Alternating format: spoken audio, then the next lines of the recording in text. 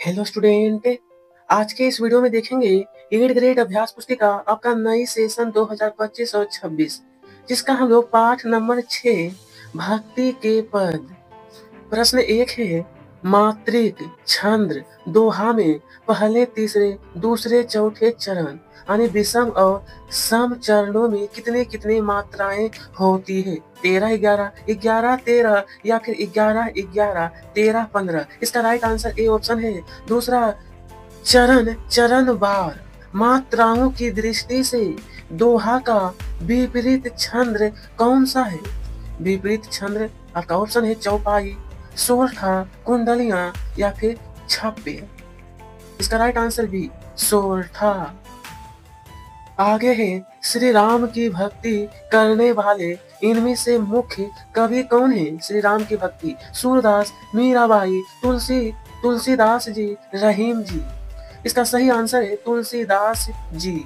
अब है इनमें से कमल का पर्यायवाची कौन सा है। कमल, कारज, सलज, अंडज, पंकज। इसका सही आंसर है डी वाला पंकज। इनमें से शुद्ध वर्तनी वाला शब्द कौन सा है। वाल्मीकि, देखिए यहाँ पर दिया है ना, तो सही होगा सी वाला वाल्मीकि। आगे है सूरदास जी ने भगवान की भक्ति को कामधेनु के समान बताया है। मीरा भगवान तो श्री कृष्ण की परम भक्त थी। रामचरितमानस की रचना तुलसीदास ने की। भक्ति काल के प्रसिद्ध कवि सूरदास थे। पियासो का मानक रूप प्यासा है। क्या है? प्यासा। अधम का उदाहरक किसे कहा गया है। अधम का उदाहरक तो भगवान श्री राम को। प्रभु जी तुम घन वन हम मोर। पंक्ति में घन का अर्थ क्या है। तो इस पंक्ति में घन का अर्थ बादल है। विद्यार्थी यहाँ पर घ है, घ न ध नहीं है, ठीक है न। आइए गिरधर नागर किसे कहा गया है। तो यहाँ पर होगा भगवान श्री कृष्ण को कहा गया। आइए मात्राओं की गणना कर बताइए यह कौन सा छंद है।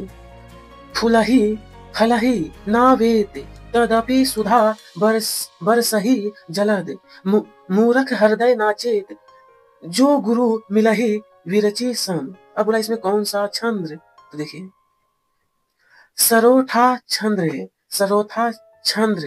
रैदास जी की भक्ति किस भाव की है। उदाहरण देकर लिखिए। रैदास जी की भक्ति दास भाव की है। उदाहरण प्रभु जी तुम स्वामी हम दास। दास इस तरीके से होता है, ठीक है दास। अब कहा है जिस प्रकार सूरदास जी ने मन की तुलना जहाज के पंछी से की है उसी प्रकार आप मन की तुलना किससे करना चाहोगे और क्यों। तो देखिए हम मन की तुलना हवाई से करना चाहेंगे क्योंकि जहाज कितनी भी देर तक हवा में उड़ता रहे पर आना उसको धरती पर है। आइए अहिल्या का उदार कैसे हुआ। तो श्री राम जी के चरण स्वार्थ से अहिल्या का उदार हुआ।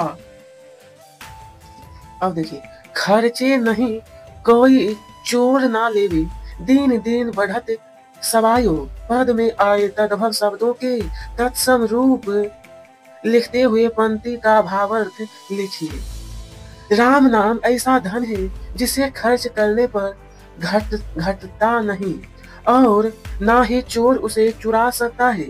यह दिन प्रतिदिन बढ़ता जाता है। यहाँ पर लिख लेना होगा घटता, ठीक है घटना नहीं होगा घटता होगा। रैदास को किसके नाम की रट लगी है और वे इस आदत को क्यों नहीं छोड़ पा रहे हैं। इसका उत्तर रहेगा रैदास को राम नाम की रट लगी है। वह इस आदत को इसलिए नहीं छोड़ पाते क्योंकि अपने प्रभु के साथ मिलकर एकाकार हो गए हैं। यहाँ पर दोस्तों थोड़ा सा सुधार करना है। रट यहाँ पर थोड़ा सा रट है, ठीक है बस। और यहाँ पे ये हो गया था आपका घटना। मैं आपको बिल्कुल सुधार कर सही तरीके से बता रहा हूँ। चलिए भक्ति काल के प्रमुख कवि कौन कौन हैं उनमें से किसी एक के बारे में 5 पंक्तियां लिखी। तो आइए, वात्सल्य रस के सम्राट हैं, श्रृंगार वे शांत, इसका वर्णन किया। उनका जन्म रुणकता गांव में हुआ। वे कृष्ण के परम भक्त थे। 5वां सूरदास की रचना। इसी के साथ यह अध्याय पाठ नंबर 6 समाप्त हुआ। कमेंट कर बताइएगा अगला कौन सा चैप्टर चाहिए। धन्यवाद।